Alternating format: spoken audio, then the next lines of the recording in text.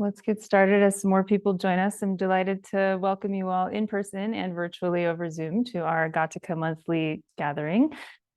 This is really an educational initiative from the Center for Contemplative Research, just to invite people into contemplative practice. So we're exploring a variety of themes over time. No need to follow them as a sequence, but that can be useful if you want to refer to past recordings that are online as well. But we are thrilled to have Doug Veenhof joining us again today as our teacher. He's a very experienced scholar of Tibetan Buddhism, and today he's going to be teaching us in the Dzogchen method of mindfulness of breathing. In general, if you haven't joined us before, the Center for Contemplative Research is our mission is to invite the world into contemplative practice in a way that can really move the needle for people in terms of health and well-being. Many of us are pulling from the Buddhist tradition, but we are teaching in a way that's meant to invite people from all traditions into these practices. We also do scientific research into meditation, develop other types of educational products, and we have around 14 people in full-time long-term retreat here in Crestone doing pretty deep contemplative work, and hopefully we can contribute some of the findings that they discover to the world over time. So welcome today. If you feel moved to support us, I'll put a link to our donation page in the chat, but this is free and open to the public. And we'll let a couple more people get settled in here, and I'll hand it over to Doug for teaching today.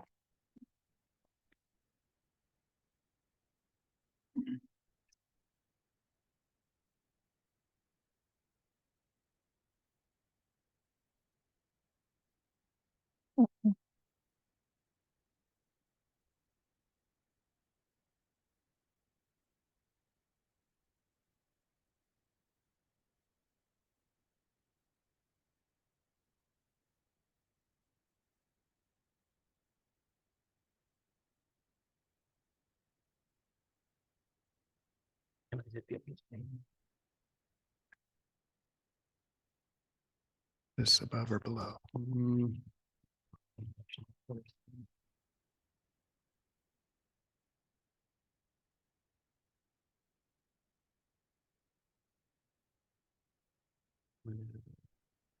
Bring this under your arm. All right. Great. Good morning, everyone. Good afternoon, good evening, today or tomorrow, whatever side of the line you are on. I'm really thrilled to be able to talk again about another practice of meditation today. Just a quick review. This is the third session that I have led here and the third month. And so in the first month, what I introduced was this whole practice of shamatha, or 4 different types of practice anyway. So in that one, the principal theme of that was short, frequent sessions, introducing that principle by way of 4 different meditations that are commonly done here by the retreatants and by me. And those 4 are, first of all, mindfulness of breathing, and then the Dzogchen approach to mindfulness of breathing. And then the third was one that I introduced was awareness of awareness. And then the fourth is taking the mind as the path. And so in the second session last month, I went into more detail on mindfulness of breathing. And so this, for at least 100 generations of meditators in the Buddhist tradition and before that, this shamatha, which is sometimes translated as calm abiding, or equanimity, or has been taught as the main practice underpinning all other Buddhist practices or spiritual practices. And the part of the reason for that is really encapsulated by Shantideva, one of the greatest masters of the Bodhisattva tradition in Mahayana Buddhism, who said, "Those whose minds are distracted live within the fangs of mental affliction." So it's really when your mind is distracted and your mind is not trained, you're at the mercy of your mind. And so, as William James said, for the moment, what we attend to is reality. So those are the stakes. If our mind and our attention is uncontrolled, then our access to reality is really uncontrolled as well. We don't really have much choice about what we're attending to and what is appearing to us. So wouldn't it be nice, as we began to explore in the session last month, that wouldn't it be nice if we had the control over our minds that we have over our cell phones, so that when they were bothering us or troublesome, that we could just hit the mute switch and turn them off. So that was the basic practice, the theme of mindfulness of breathing with tactile sensations, because we're focusing in that particular practice on tactile sensations as the way that we engage the breath, that to the degree that we are focused on tactile sensation, the ruminating mind goes silent. So in that particular type of meditation that we did last month, we were working with a type of shamatha meditation called shamatha with a sign. So this is sometimes called shamatha with a support as well. But the idea basically is that you have an object that you are voluntarily directing your attention to, and then you train to sustain your attention on that particular object that you have chosen as your object of meditation. So when we are working with shamatha with a sign, we are working with the mental capacity of attention, which is selective, exclusive, focused, and directed. And so this is shamatha with a sign. And then in this approach, to still your mind actually means to just limit and control and reduce the roving of our attention, just the restlessness of our attention that moves from one object to another. And it doesn't mean that we are just trying to eliminate all mental appearances, but just to reduce and eliminate that mental scattering that occurs when our minds are distracted. So two important things or other mental capacities to develop, still in review here, when we're working with attention, is mindfulness on one hand and introspection as well. So mindfulness is the directing your attention to a chosen object and then maintaining that. So you are able to remember the object that you have directed your attention to and to keep it there. But in order for mindfulness to be effective, you also need introspection. And introspection is the quality control agent that lets you know whether your mind has wandered or whether it has become dull. And so the introspection then is really like the one analogy that I like is that you're driving down a 2-lane country road. And you know that when you're driving down the road, you're constantly making micro adjustments to keep your car in the lane. And your intention, which is also very important then, especially for really powering introspection, your intention in this case is to stay on the road and out of the 2 ditches. So the 2 ditches are really representative of the 2 faults of this type of meditation. And one fault is excitation or distraction. Let's just say that is in the left ditch. And then in the right ditch is dullness or laxity. So you're trying to steer between these 2 faults of meditation. And when you are able successfully to do that, then you have a stable, vivid attention. And that is what we are trying to do with the practice of mindfulness of breathing.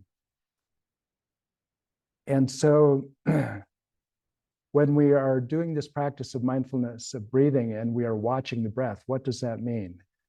It means that we are actually engaging the breath with bare attention, so without conceptuality.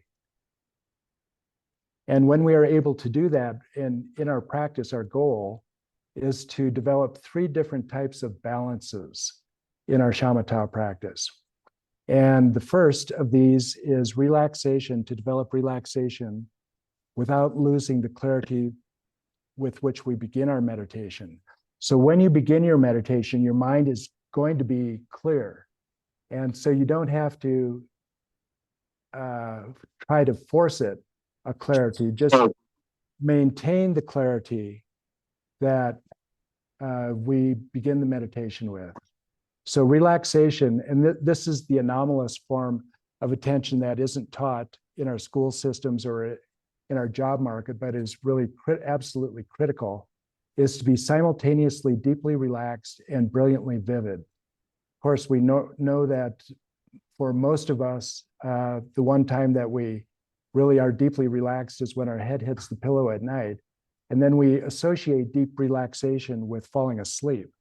So what we're trying to do is to break that habit of associating deep relaxation with sleepiness, and for our mind to be brilliantly clear at the same time that it's deeply relaxed.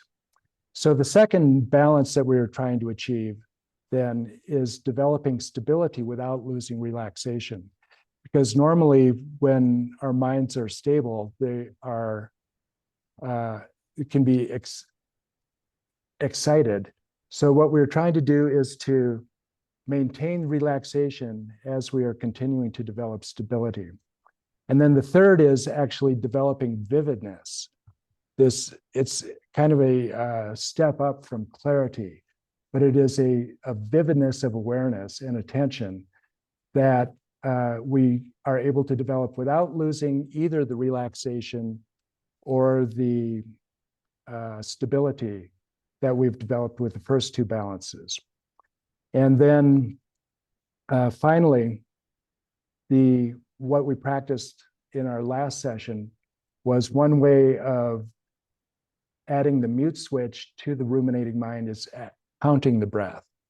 And so with counting the breath, what you do, as one of my teachers said, is you are gathering all thoughts into one. So it's not as if your mind has no thoughts at all, because the count is a thought, but you're gathering all the thoughts into this one thought of maintaining your count, counting from 1 to 7. And then if you lose your place and you become distracted, you start over again. Or if you are stable enough to reach 7, then you start over again also and just go back to 1. So that is the very typical approach and classic approach to mindfulness breathing. And we're really focusing in that technique on tactile sensations and really focusing on those tactile sensations of the breath, typically right inside the rim of the nostrils, sometimes on the upper lip. You might feel a movement inside the nostrils with the tactile sensations. You might feel a difference of temperature actually on your upper lip, because the air will be warmer when it comes out of your lungs rather than going in typically. So today what I'd like to really focus on is what Lama Allen calls the Dzogchen approach to mindfulness and breathing. And so you will, as I describe this practice, you'll come to know what exactly is distinctive about this Dzogchen approach. So the basic preliminary taught by Padmasambhava is called settling the body, speech, and mind in their natural states. And these natural states are, the natural state of the body is relaxed ease, stillness, and vigilant attention. So the real key there is relaxation. So you have to be in a comfortable position that you can maintain throughout the duration of your session without fidgeting, without shifting to relieve discomfort, and in a position that will allow you to remain still as well without the fidgeting. And the relaxed ease, stillness is really supported by vigilant attention. And the vigilance really refers to what is often called the 7-point posture of Vairocana, meaning that you're the really critical component of that is that your spine is straight, which allows subtle energies in the body to move throughout the channels unimpeded. So that is the natural state of the body. The natural state of speech, which we are going to really explore in greater detail today, is effortless silence. And this is, of course, referring not only just to verbal silence, not speaking, but also to mental chatter beginning to go dim and quiet down. And it also refers to, as we're going to explore today, to settling the breath in its natural rhythm. And this will be really critical to the practice, actually, of the Dzogchen approach to mindfulness of breathing. And then the natural state of the mind is relaxed, vivid awareness of the present moment without being carried off either to thoughts of the future or the past. So we can settle body and speech in their natural states quite effectively with the practice that we did last month of just focusing on the tactile sensations of the breath. But in order to really settle the mind in its natural state, we really have to begin to work with another genre of shamatha practice, really. So the two genres, you could say, of shamatha practice, broadly speaking, are shamatha with a sign. So with a support, you have an object that is the focus of your attention. So you direct your attention to a chosen object, and then you train to sustain your attention where you have placed it voluntarily. And that training to sustain is a lot more difficult than directing your attention, because your mind is going to wander off after some period of time.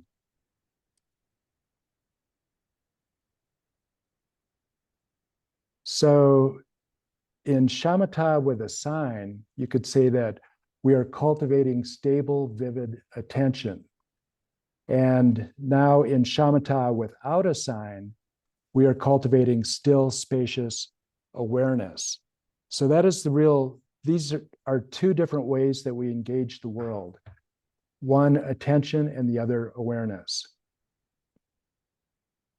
And by settling the mind in its natural state, what is really unique to Dzogchen and Mahamudra is this concept that we are settling the mind in its natural state.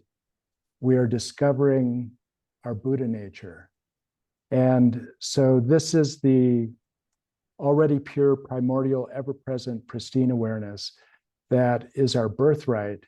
And what is really unique to Dzogchen and Mahamudra, or what really distinguishes them from other approaches within the Buddhist canon, are that this Buddha nature is regarded as being already present, but simply obscured by our habits of perception and illusion, really.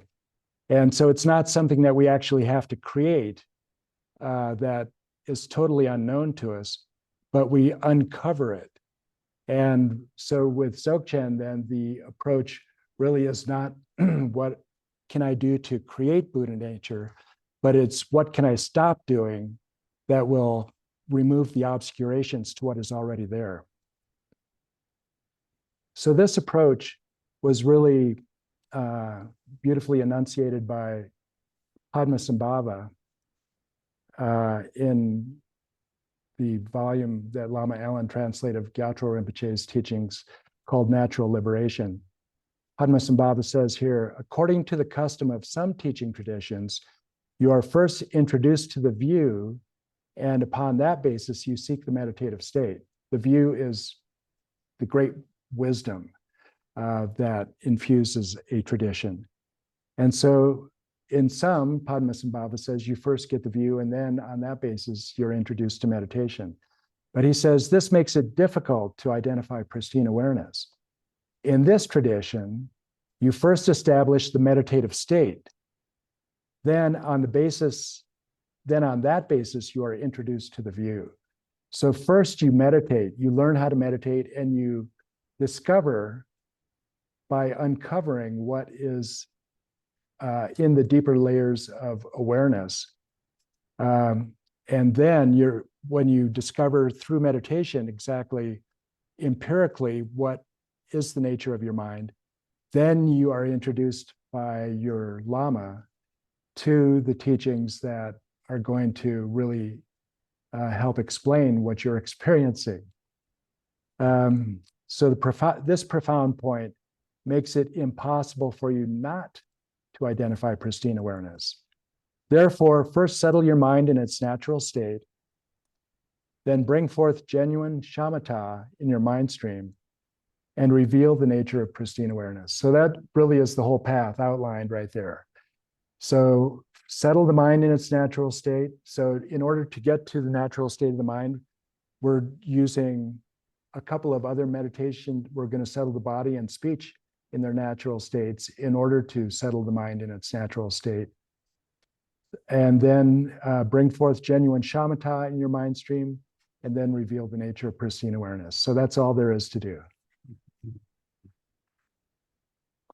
So to get from this practice that we are familiar with now, of settling or of mindfulness of breathing, and to get from that to this more exalted and more challenging settling of the mind in its natural state, it's very helpful, I think, to use a bridge technique that uses both shamatha with a sign and shamatha without a sign in a single practice. And that is what Lama Allen calls the Dzogchen approach to mindfulness of breathing. So this practice is really a union of these two, of practice with a sign and practice without a sign. So this really has roots going all the way back to the origins of Buddhism, with Shakyamuni Buddha himself, who said in the Perfection of Wisdom Sutra in 10,000 stanzas, Shariputra, take the analogy of a potter or a potter's apprentice spinning the potter's wheel. If he makes a long revolution, he knows it is long. If he makes a short revolution, he knows it is short. Shariputra, similarly, a bodhisattva, a great being, mindfully breathes in and mindfully breathes out. If the inhalation is long, he knows the inhalation is long. If the exhalation is long, he knows the exhalation is long. If the inhalation is short, he knows the inhalation is short. If the exhalation is short, he knows the exhalation is short. Shariputra, thus a bodhisattva, a great being, by dwelling with introspection and mindfulness, eliminates avarice and disappointment towards the world. So this is really, there is so much in that minimalist description of the Buddha's advice on how to do breath meditation. But the really novel aspect here is that he is not talking about engaging the breath by way of tactile sensations. And Lama Allen has said, Lama Allen knows the Pali Canon and the Theravadan teachings very well, having studied them with a great master in Sri Lanka, and because he corresponds with great Theravadan scholars. Lama Allen has said that the Buddha never mentioned, as far as he knows, tactile sensations, engaging the breath by way of tactile sensations. By the time of Buddhaghosa in the 2nd century CE, tactile sensations are a fundamental way of doing breath meditation. But here, what the Buddha, the real important word here is knowing. So when you breathe in long, you know you're breathing in long. When you breathe out short, you know you are breathing out short. So this is exactly what we are trying to do here, to know the experience of the rhythm of the breath without actually using tactile sensations. And this knowing is immediate, just as a potter is spinning his wheel. He doesn't have to start a stopwatch and say, okay, that was 9/10 of a second, and then consult Google to see, is that a long or a short breath?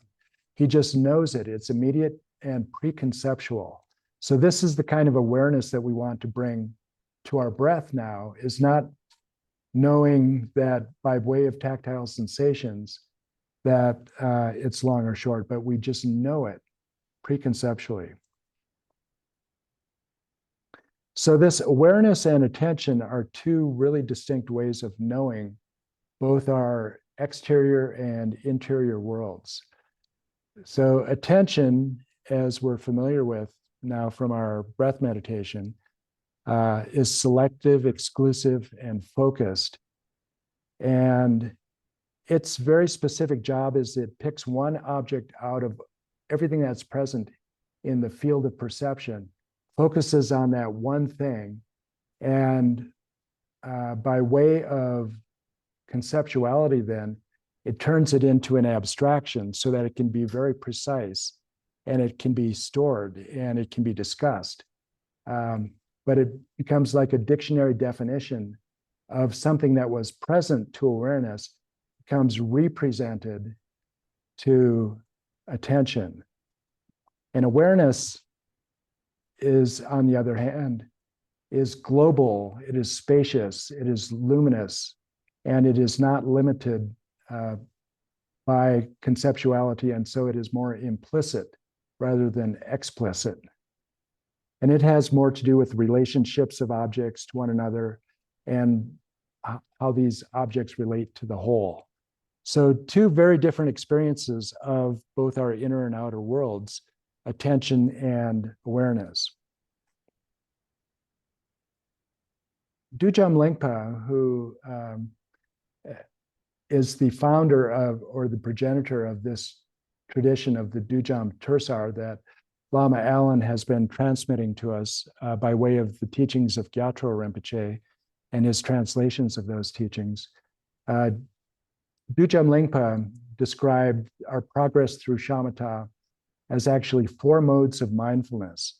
So the classic approach to describing attaining mindfulness or attaining shamatha moves through 9 different stages in which your mindfulness and your vividness and stability of attention becomes more and more stable and vivid, and the problems, the faults of laxity and distraction and excitation become more and more subtle. But now when we're dealing with awareness and when we're dealing with attention, those 9 stages work quite well. But when we're dealing with awareness, this 4 modes of mindfulness that Dujam Lingpa describes are really, really helpful to know what you should be doing at which stage of your practice. So the first of these 4 modes of mindfulness is called single-pointed mindfulness. And this is vivid mindfulness resulting from the unification of the mind's stillness and movement of mental appearances. So this is really critical, is the 2 words there are stillness and movement. So, and the second of the 4 modes of mindfulness, it's called manifest mindfulness. And basically that's just the first stage that becomes effortless. So in the first stage of single-pointed mindfulness, there is effort involved. And by the time you graduate from the second level of manifest mindfulness, it becomes spontaneous and effortless. But what you are doing here in both of these is that you are first noticing the difference between stillness and movement. And it's the stillness of your awareness and the movement of mental appearances that come and go. And then after some time of practice with knowing the difference of stillness and motion, what happens is that they are unified. So it becomes a single experience, and you realize that stillness is really not a different mind, or that stillness is the mind and movement is not part of the mind, or something like that. This duality between stillness and motion is unified. and becomes something more like the movement of the waves on the ocean.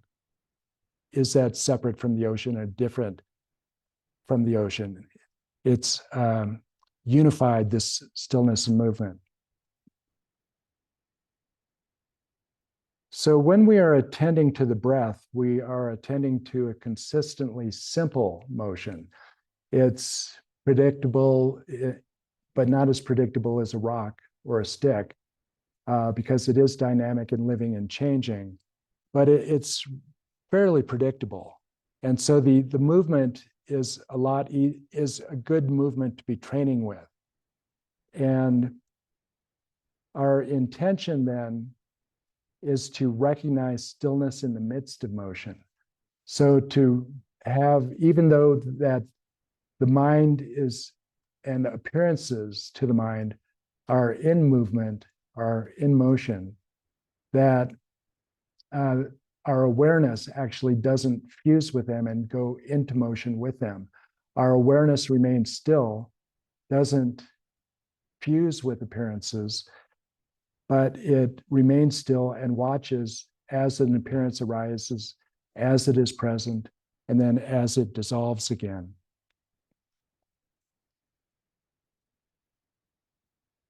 So now to the actual practice of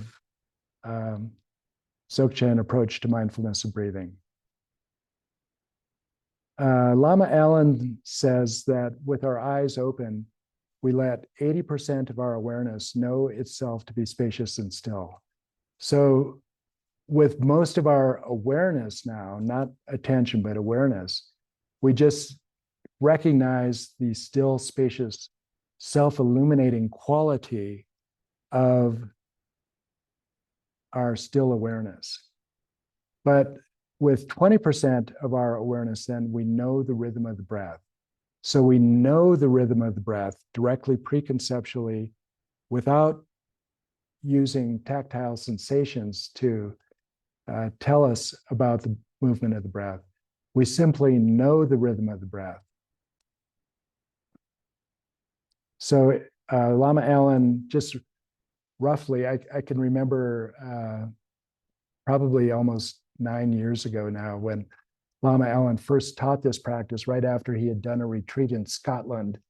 And he joined us in an 8-week retreat in Australia right after coming out of retreat in Scotland. And he was so fired up because this was his discovery in retreat, this Dzogchen approach to mindfulness of breathing, with combining both the stillness of awareness, and so which is shamatha without a sign, and the movement of the rhythm of the breath, which is closer to shamatha with a sign.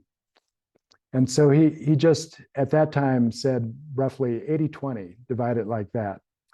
And this is without the percentages being corresponding perfectly. This is Sogyal Rinpoche, one of the great Nyingma masters of the past generation, who just passed a year ago or so. His advice for doing this practice, this is his description of the Dzogchen approach to mindfulness of breathing. Don't concentrate too much on the breath. What is very important, the masters always advise, is to not fixate while practicing the concentration of calm abiding. That's why they recommend you place about 25% of your attention on mindfulness of the breath. But then, as you will discover, mindfulness alone is not enough. When you're supposed to be watching the breath after only 1 or 2 minutes, you can find yourself playing in a football game or starring in your own film. So another 25% should be devoted to a continuous and watchful awareness, one that oversees and checks whether you are still mindful and still mindful of the breath. The remaining 50% of your attention is left abiding spaciously. So he uses basically the same formula as Lama Allen discovered, which is basically that part of your, and the majority of your awareness knows the still, spacious, self-illuminating quality of awareness. And then that awareness within the field of stillness of this awareness, these appearances come and go, and you just know them without being fused with them. And then the watchfulness, the introspection is telling you whether you have become distracted or whether you are becoming dull or not. So the Buddha said, when really kind of seems almost belabors the point about breathing in and knowing that it's long, breathing out, knowing it's long, breathing in short, knowing it's short, breathing out short, and knowing it's short. And so this is really a very important recognition. So what would you expect when as you become more composed in your meditation and your attention becomes more stable and while maintaining clarity? So basically, as you become more and more relaxed in your meditation, it becomes more and more stable. Would your breath become longer or shorter? It kind of seems, to me anyway, I just naturally assume that the breath would get longer and deeper as you become more and more relaxed. And in fact, I would say almost every tradition of meditation that I have encountered, from Mahayana to Theravada to Kashmiri Shaivism, all talk about consciously turning your breath into like a pranayama more by controlling the breath and slowing it down. So Kashmiri Shaivism, for instance, says that the exhalation should be twice as long as the inhalation. And one of my Mahayana meditation teachers of the past said that the exhalation and inhalation should be the same, but they should be 5 heartbeats, the length of 5 heartbeats, and you could feel the heartbeat in your eyelids. So that way, what you're really controlling the breath, and you have some optimal rhythm in mind, and you're trying to force your breath into this rhythm. But what is really important in this Dzogchen approach to mindfulness of breathing is that you give up all control of the breath and you settle the breath in its natural state. So this is really the second meaning of that, settling the speech in its natural state. You let the breath settle let the body breathe itself and settle into its natural state. And so when you do that, you find something that to me was very surprising, that the breath actually becomes a very short cycle and becomes shallow. And so how short and how shallow? Lama Allen has a hypothesis about this. Does anybody recall how many breaths there are in a day? So there actually are tantric texts that where yogis have kept track, I suppose. But the number is 21,600 breaths per day. It's said in, for instance, the Guhya Samaja Tantra. And if you do the math on that, 21,600 breaths per day comes down to 15 cycles of breath per minute. So meaning 4 seconds for a complete cycle of inhalation and exhalation, 2 seconds for an inhalation, 2 seconds for an exhalation, which just seems like that can't be right. It's got to be too fast, right? But so just notice so the Buddha is inviting us to know when the breath is long and to know when the breath is short. So that's what we're doing with the Dzogchen approach to mindfulness of breathing, is being mindfully aware of the rhythm of the breath with part of our awareness. And so when Lama Allen first came up with this hypothesis, he asked all of us in an 8-week retreat to do research on ourselves and to see exactly if we could, when we got very stable and in a groove with our meditation, how many cycles per minute was it? And it held true for me that it was 15 cycles per minute, 4 seconds per cycle. And the hypothesis of Lama Allen also is that when we get to this point of short, shallow breath, or a short breath anyway, of 4 seconds per full cycle, that the breath becomes shallow also. And then once it reaches this point of 4 seconds per cycle, that just becomes stable. And basically for the rest of your meditation career, all the way through achieving shamatha and into the absorptions of jhana practice, that the frequency doesn't change, but what changes is the volume of your breath. So you, very advanced practitioners then, according to this hypothesis, are still breathing at this short rate of 4 seconds per cycle, but that the volume just keeps getting less and less and less, and your breath actually becomes imperceptible. And then at one point in the formless realm, then your breath is imperceptible even to a doctor with a stethoscope. And you can stay in this state for many, many hours. But so this is the interesting thing, it gives you a reason to pay attention to the rhythm of your breath, to check this out.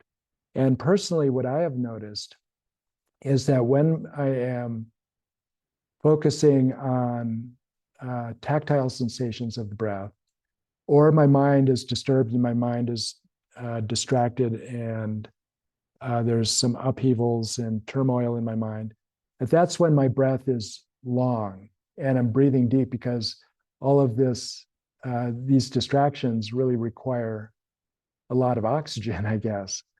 And so when I sometimes start off with tactile sensations of the breath and then switch to knowing the breath, and it's almost immediate, or very soon anyway, after I switch to knowing the breath, that I fall into this very short, shallow breath. So it's just take Buddha's advice and pay attention to the rhythm of the breath and know it directly, whether it's long or it's short. And then just one other curious thing about this rhythm of the breath, Lama Allen says that in his basic research, because he has done a lot of work with lucid dreaming and taught workshops with Stephen LaBerge, one of the founders of the field. And he corresponded with Stephen LaBerge about this particular point, that when the mind is in a dream state during sleep, that your breath can be very erratic and can be rapid because there's so much mental activity. But in deep dreamless sleep, curiously, the rhythm of the breath is short and shallow, 4 cycles per second, or 4 seconds per cycle, 15 per minute in deep dreamless sleep. So curious. So let's do a meditation.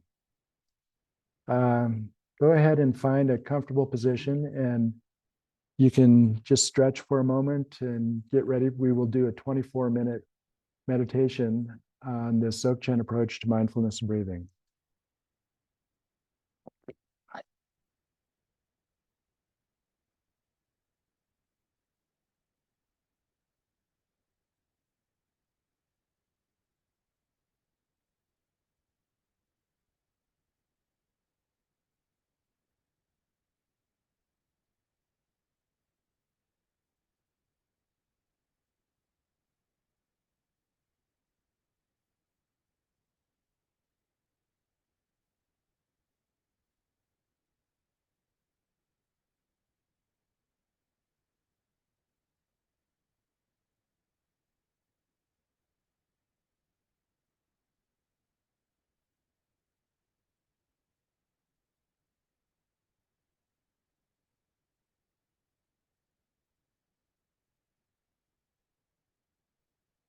begin with your motivation. How does this practice for the next 24 minutes fit in to the context of your life, and what are your highest goals for this life? And how can this practice contribute to that?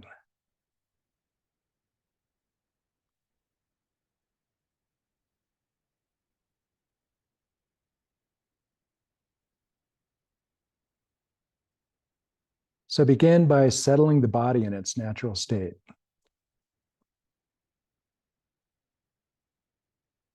This is the natural state of relaxed ease, stillness, and alert, vigilant attention.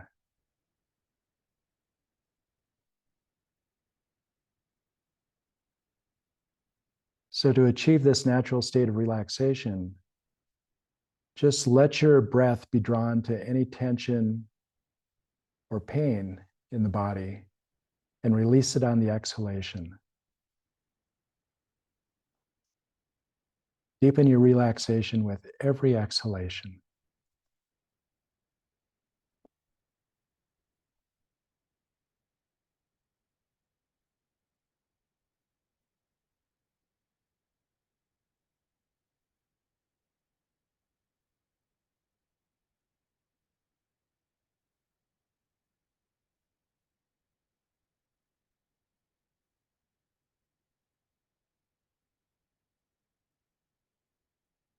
And as you deepen your relaxation, maintain the clarity that you begin this meditation with.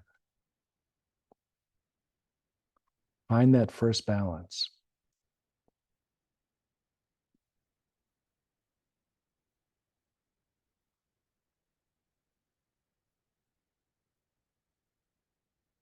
In settling your body in its natural state, your posture is critical. So if you begin to feel dull or drowsy, check your posture. Sit up straight with your spine erect.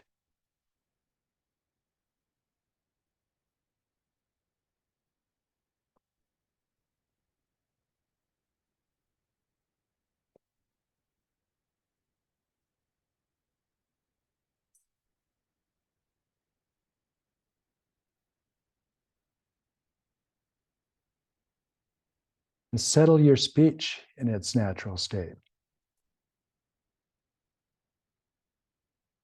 of effortless silence.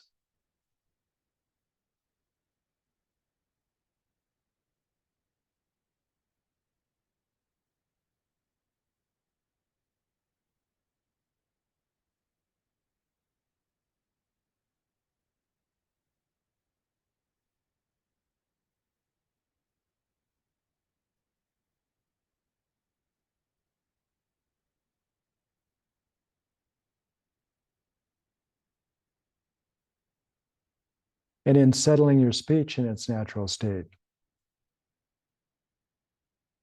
settle the breath in its natural rhythm without trying to control it, to make it longer or shorter.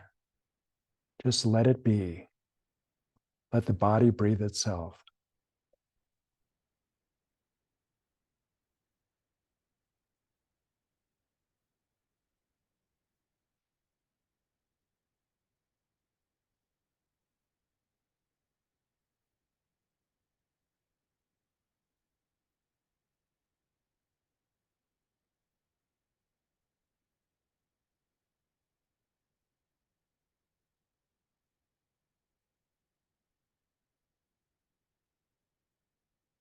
And on the basis of this settled body and speech, settle the mind in its natural state.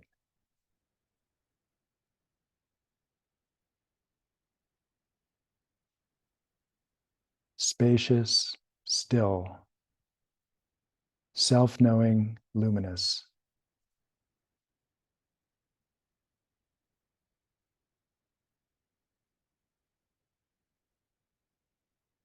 In the fresh nowness of this present moment.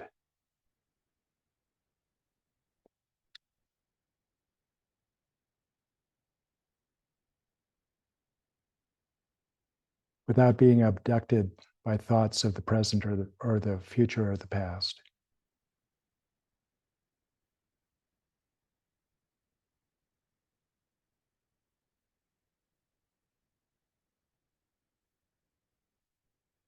And in this natural state of the mind, discover stillness.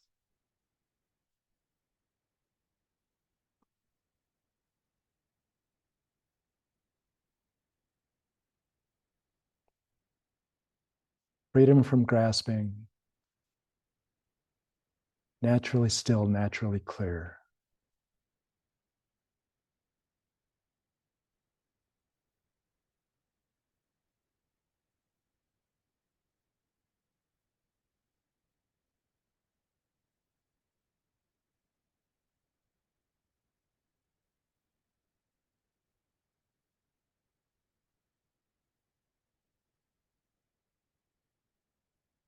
Rest in this awareness of being aware.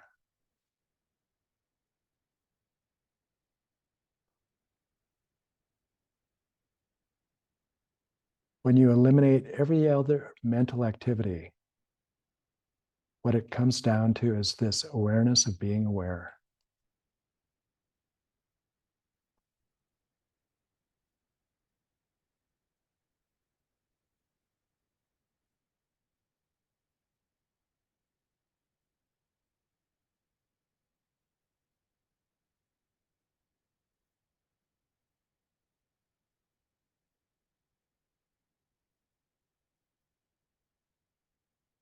Now, from this perspective of stillness, simply know the rhythm of the breath.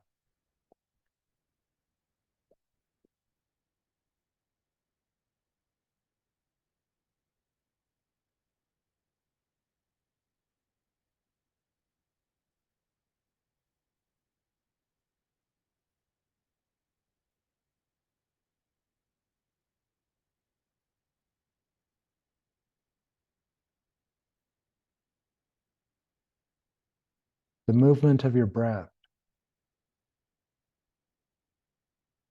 is invigorating.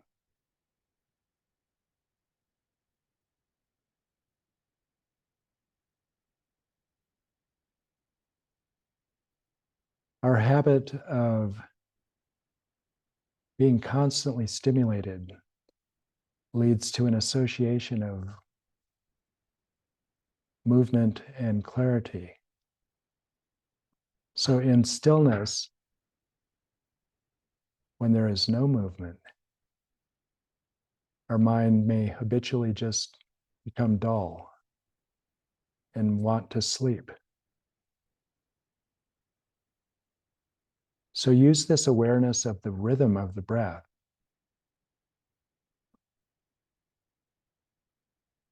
to invigorate any dullness that creeps into your stillness.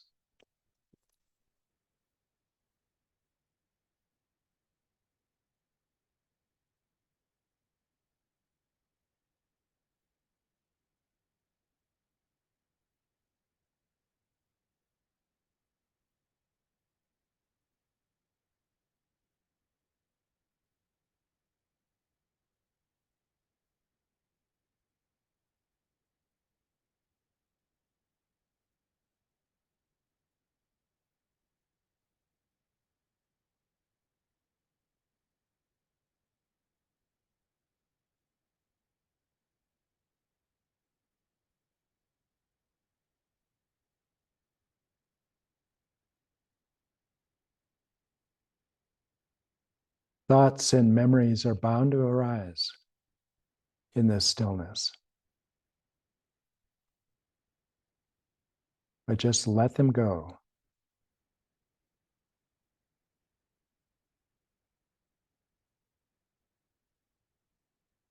If you let a thought be without engaging it, without fusing with it, it will naturally self-release. But just take no interest in these appearances. What you are primarily interested in is the stillness and spaciousness of this self-knowing self-illuminating awareness.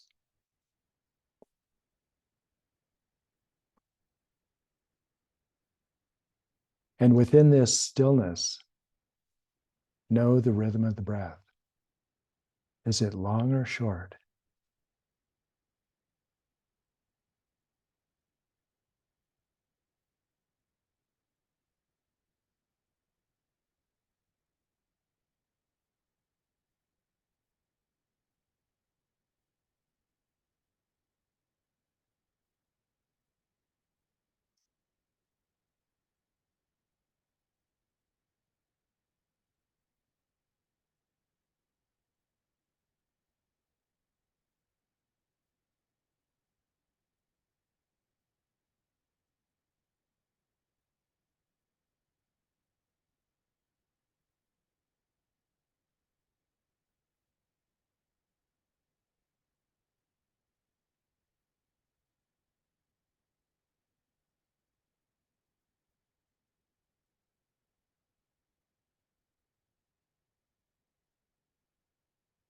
If your mind is becoming dull and sleepy,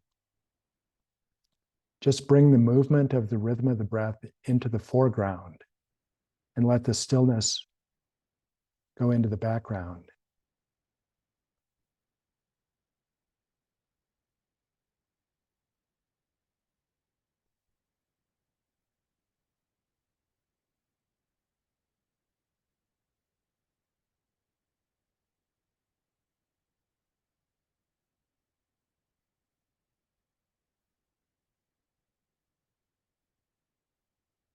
And for added invigoration,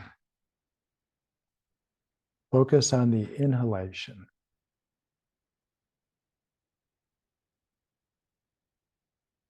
The inhalation supplies energy, clarity, and the exhalation deepens relaxation.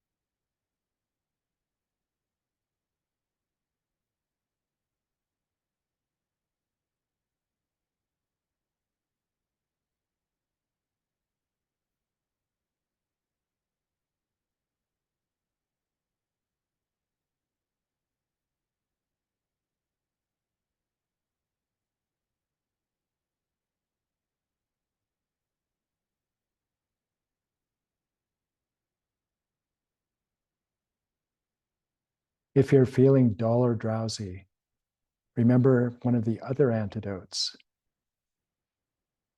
Elevate your gaze. Your eyes should be open.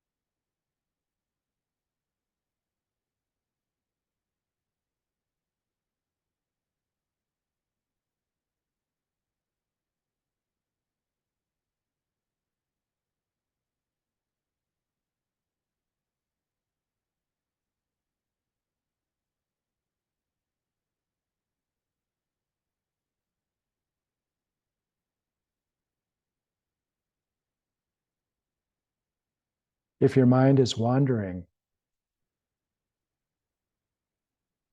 settle the mind in its natural state.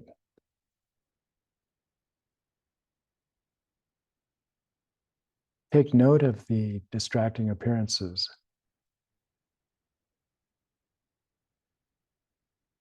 But without engaging them, they arise, they are present for a while, and they will self-release.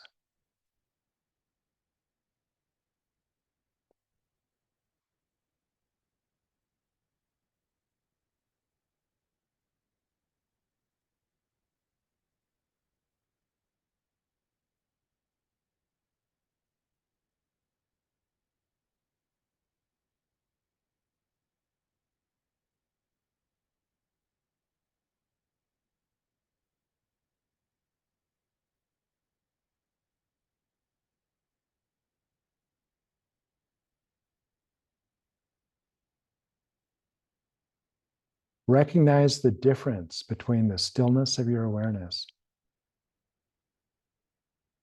and the movement of the rhythm of the breath.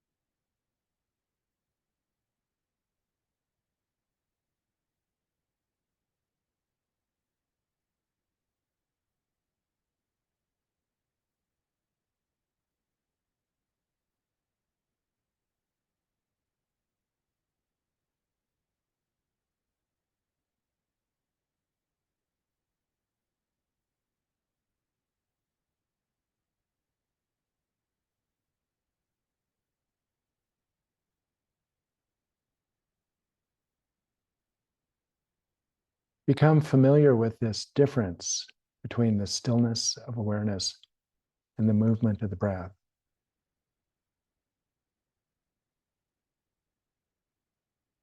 And eventually come to know the unity of stillness and movement. How the waves are not other than the ocean.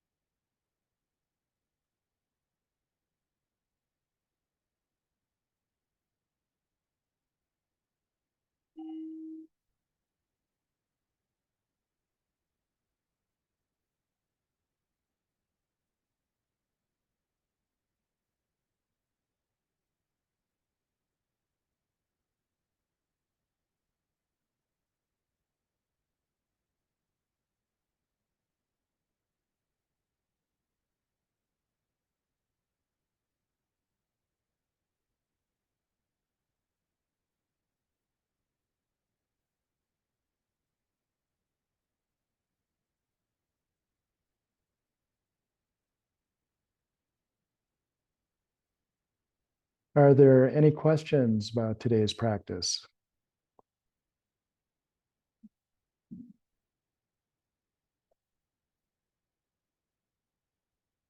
Any questions about last month's practice or comments?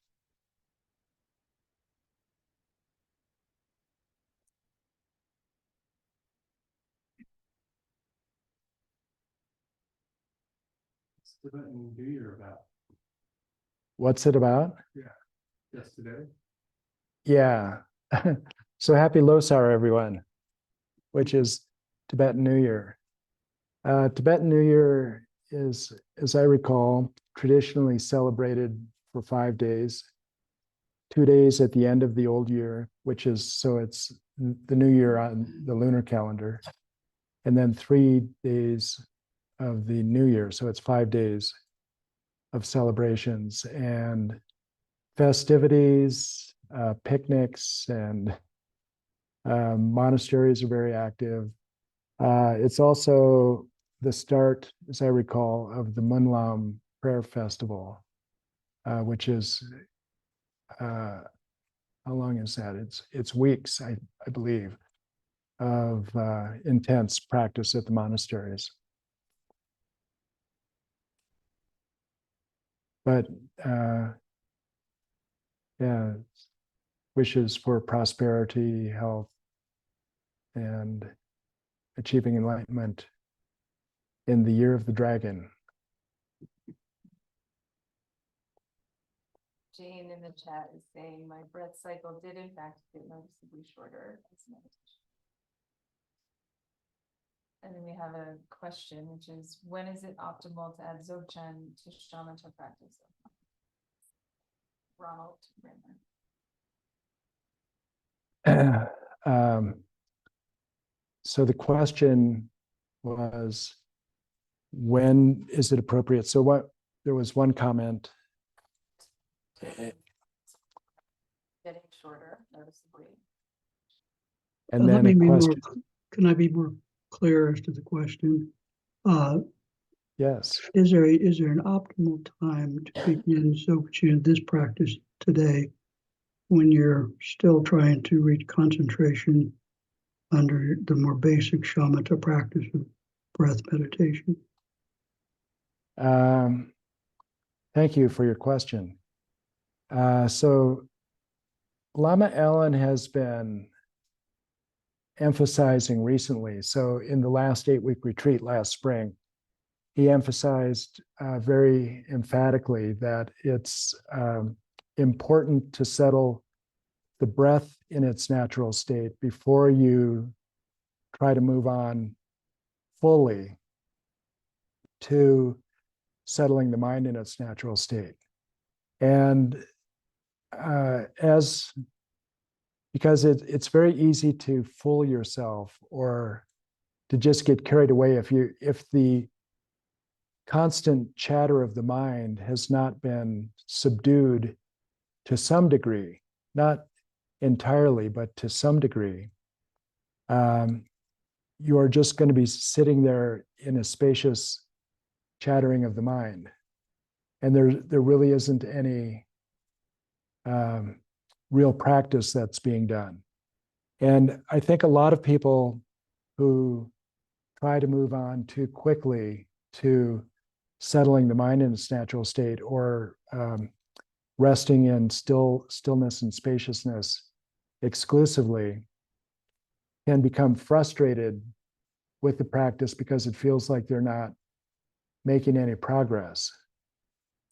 And so I think that is one of the reasons that tactile sensations of the breath is so valuable and such a fundamental of so many traditions, because you know when it's working and when it's not.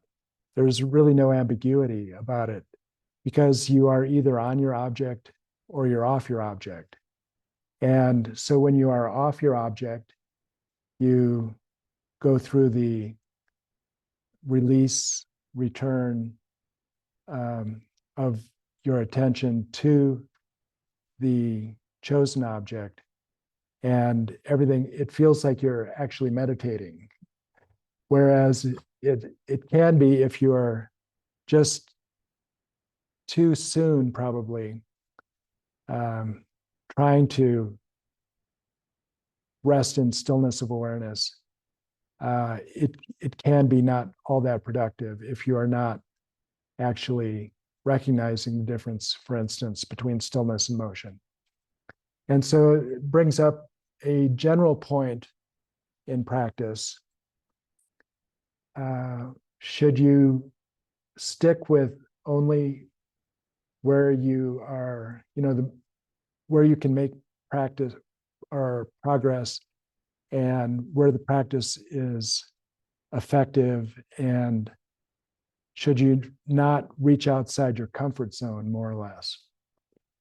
So Lama Allen has said that it's important to know where your center of gravity is in your practice, and to not fool yourself, and to spend probably most of your time on a level of practice that is effective for you and is productive. But at times, to expand and to stretch and to explore and to do practices that are unfamiliar to you, so that you get the full context of the practices. And I think that because just resting in awareness is really not a natural act for us, because we're constantly stimulating our mind, and attention is being nabbed by advertising, by all of the stimulation that is coming at us. And so it is very important to, first of all, I think, learn to control the flow and direction of our attention. And the way to do that, of course, is first of all to, as we go through the day, and this is a point that is really emphasized in a text that we've been studying with Lama Karma, the Royal Seal of Mahamudra, that it's very important throughout the day to be practicing mindfulness. And if you aren't able to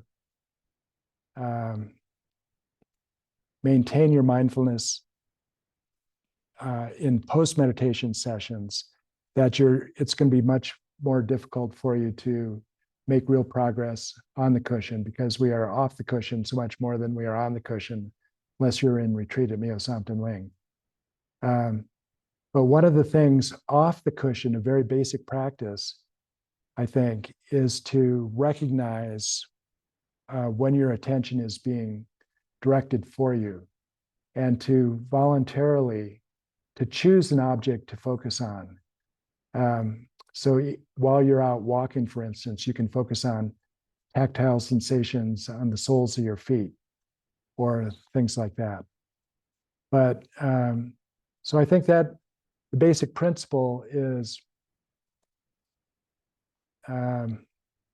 practice within where you recognize your center of gravity to be, and expand occasionally, and especially to try it out, because it's going to vary from day to day, whether your awareness is going to be still or not.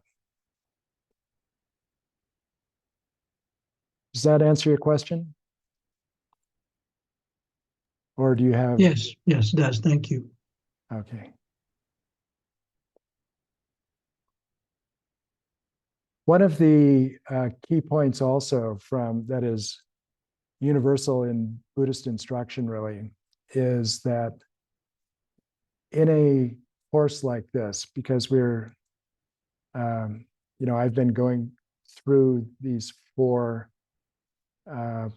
modes of practice that are really part of our shamatha, Dzogchen approach to shamatha here at Myo Samten Ling. One thing that is all traditions say is that you should put it into practice immediately. So it will not do much good if you say that my center of gravity is still in trying to stabilize attention. If you get a practice, hear a practice like this, and then not put it into practice immediately. Because if you don't put it into practice immediately, what are the chances that you'll do it next month? If you do make practice with stability of attention. So put this practice into practice right away for time. And I would say, why not do it for the month? And then we will probably have another practice next month. But put these practices, the practice that I've just introduced you to, into practice for a month and just see how it goes. And you might find, so it's really, really common that among these 4 practices that people gravitate towards one practice and just feel an affinity and some natural capacity for awareness, for instance, or awareness of awareness, which would be regarded as one of the loftier practices, but some people just find that easier than trying to stabilize attention, for instance. Are there any other questions?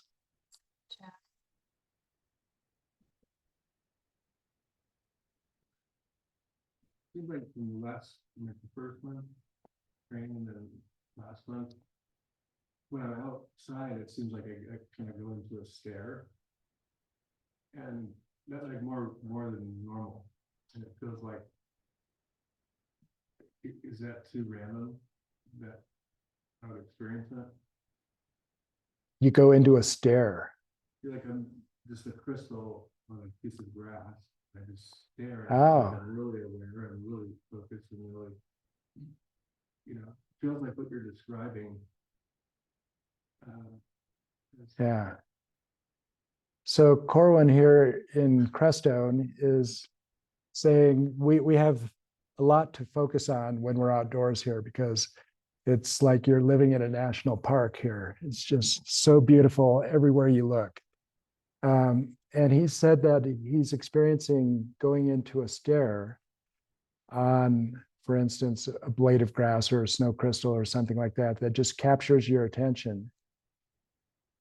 Yeah, well, isn't that, so that is actually using in the Mahamudra approach, that would be using appearances as the path. And you can do that, you can really focus on, so is that too random? Corwin asked. And I'd say, no, that doesn't sound random at all. That sounds very like stable attention, that you are probably receptive to something ambushing you out on a walk, for instance, and just being entranced by it. So that sounds like good outcome of practice, because I would guess that that feels good, right? There's something really compelling about that engagement. And yeah. Isn't it, may not be, when you hear the Mahamudra 9 stages, there's one or something in it called the one taste. Is that anything like that, or what is it? Well, no, I would say not. So the question was, would that entrancement with a visual image, would that be what is called one taste in Dzogchen and Mahamudra? That the one taste is really, so it could be, but not necessarily, because one taste is a really important component of the view. And the view is, so the shorthand for the one taste is samsara and nirvana.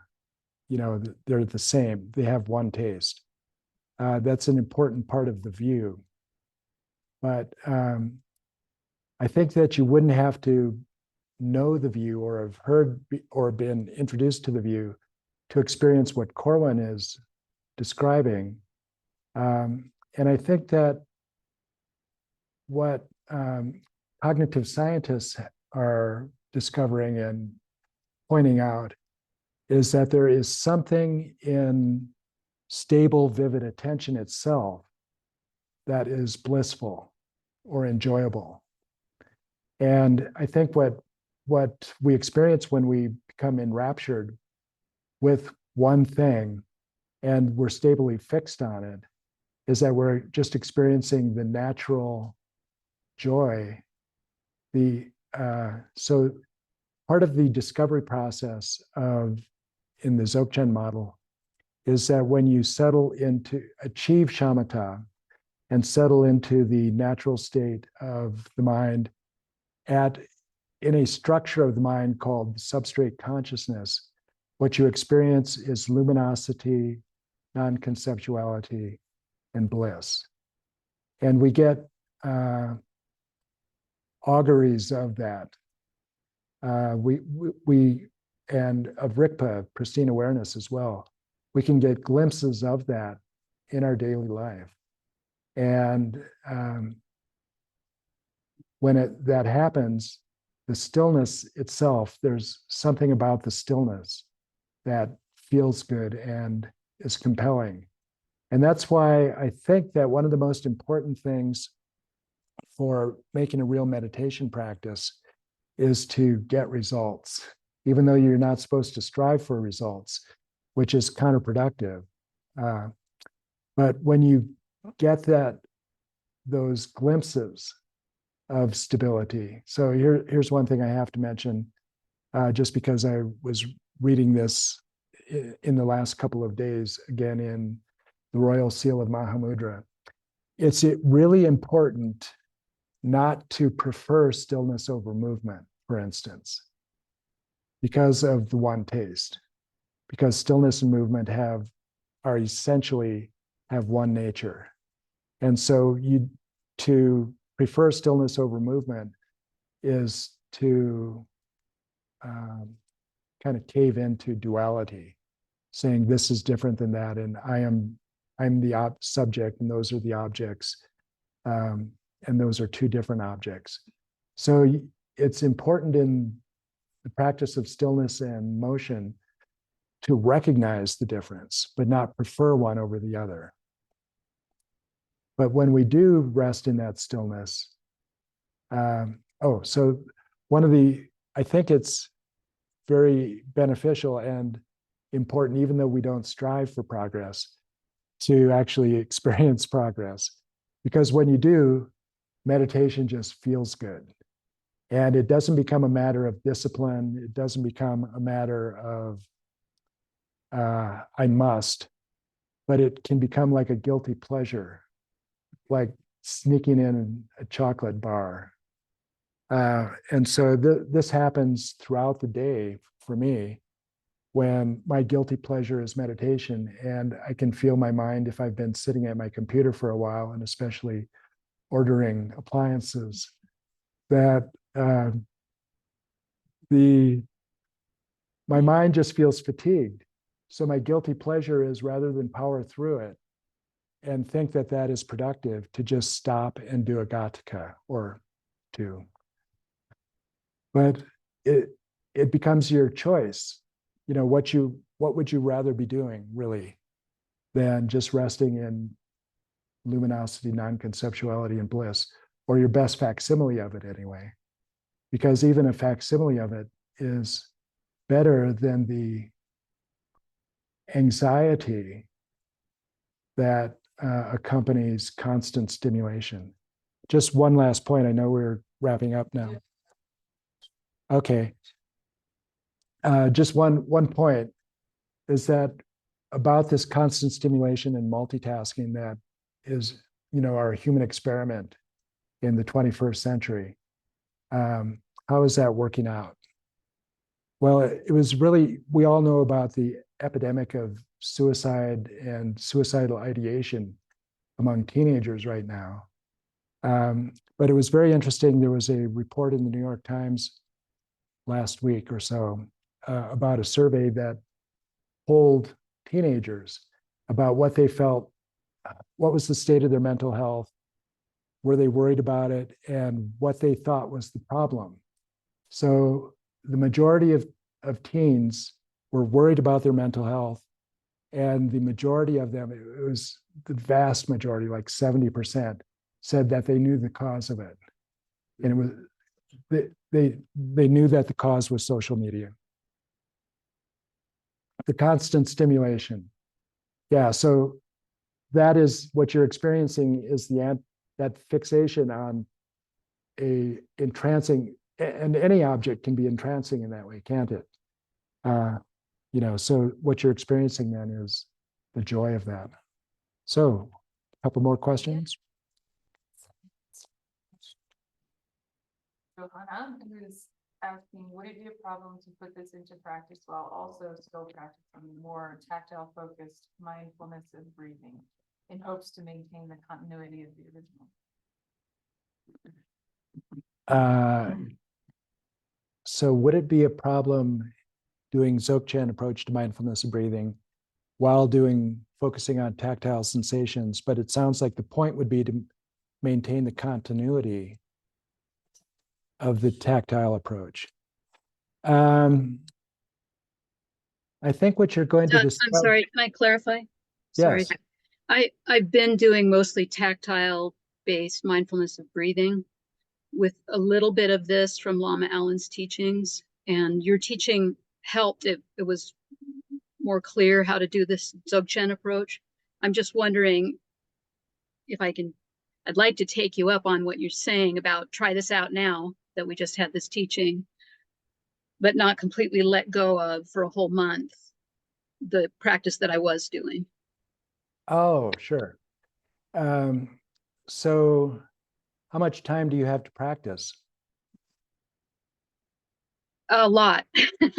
Oh, good. Yeah, I have some daily concerns, but I'm basically semi-retired, so. Great. So yeah, there's no reason that you can't do both practices, or all four practices as we discover them and get instruction for them. And so you can definitely, if you have multiple hours of practice available to you, there's no reason that you can't go through like the whole progression of 4 meditations in a day in retreat, for instance, if you're kind of somewhat in retreat.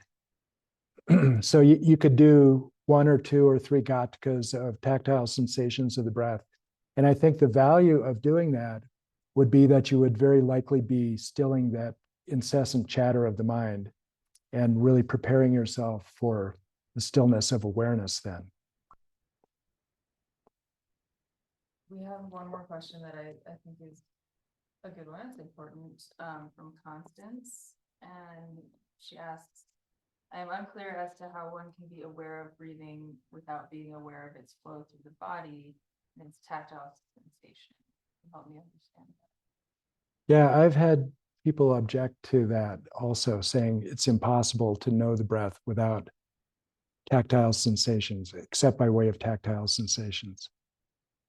And so I don't have a theoretical rebuttal to that, but I think just you experience it, basically. I think it's just a matter of empirically diving into the practice and seeing whether that's true or not. And I think that one of the values of knowing the breath rather than by way of tactile sensations is that, as I described, the breath is going to become almost imperceptible. So this will happen in your practice this month, if you apply this practice. That as your breath slows down and gets into this 4 seconds per cycle, and the volume begins to decrease. So the frequency of the wave remains constant, but the amplitude of the wave just becomes flatter and flatter and flatter until it becomes imperceptible. And somebody looking at you would say that you're not breathing at all. And the breath can become so subtle that there are no tactile sensations. So that's why you need something more subtle, a measuring instrument more subtle than tactile sensations, because you can kind of go off the chart for tactile sensations pretty quickly, but you can still know the rhythm of the breath.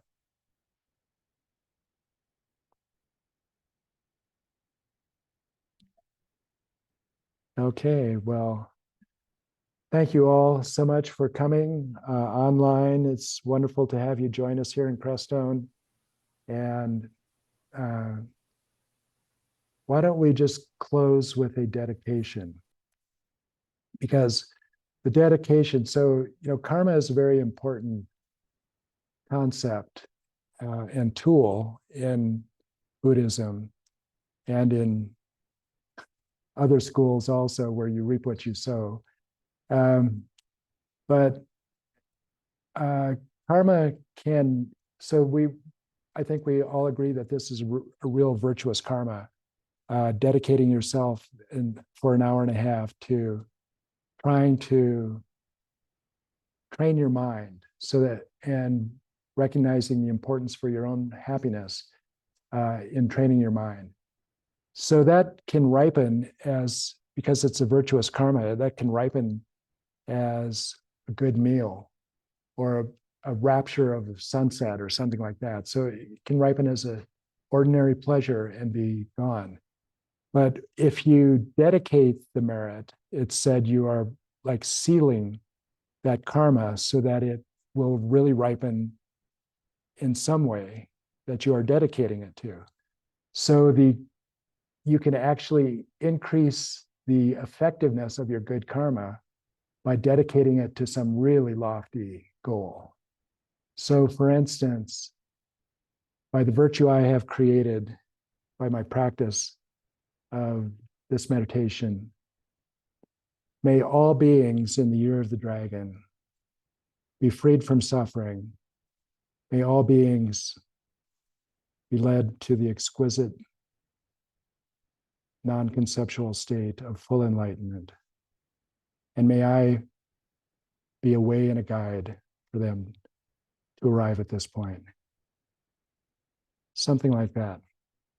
So if you are dedicating the merit of any virtue to some really lofty goal, like the benefit of all sentient beings, then that karma just has become like nuclear.